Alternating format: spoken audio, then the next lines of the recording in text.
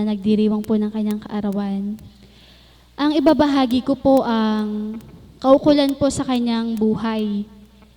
Kung papaano ang kahilingan ko po noon bilang nakakilala sa ating dakilang Ama, na pati po ang mga minamahal ko sa buhay ay maakay sa dakong ito. Yun po ang isang hiling ko na ipinagkaloob sa atin ng dakilang Ama sa akin po, na ang nanay ko po ay naririto, ang aking mga kapatid, maliban na nga lang po dun sa isa.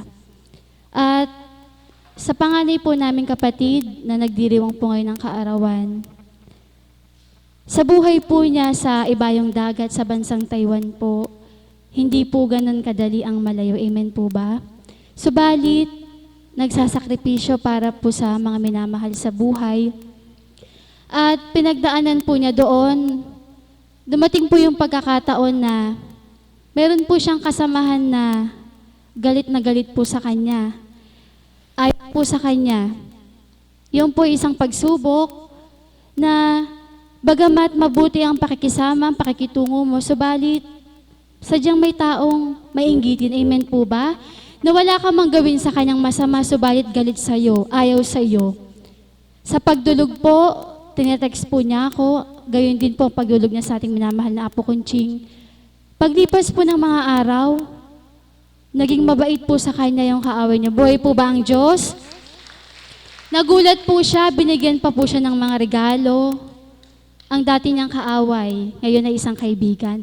Ganyan po kumilos ang ating buhay na Diyos. Kung papaanong siya kikilalanin mo, hindi mo man hilingin kung marapat ay kanyang ipagkakaloob. At dumating din po sa pagkakataon na nagkakasakit po siya doon. Isang araw po, nagising po siya, hilong-hilo, walang marinig. Dinala po siya sa pagamutan, sabay po ang pagdulog sa ating minamahal na Apo Kunching.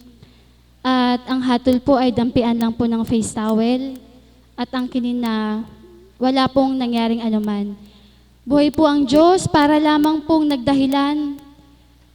Pagtulog po niya, kinabukasan, magaling na. Buhay po ba ang Diyos? Kung papaano sa paglilingkod ko po dito, gayon na lamang po ang aking pagsusumikap at pagsusumakit na makatupad, sapagkat batid ko na sa aking paglilingkod, hindi lamang ako ang nakikinabang. Higit po ang aking mga minamahal sa buhay, na bagamat bilang tao, akala man nila may magagawa ako, subalit higit na may magagawa ang Diyos para sa kanila. Buhay po ba ang Diyos?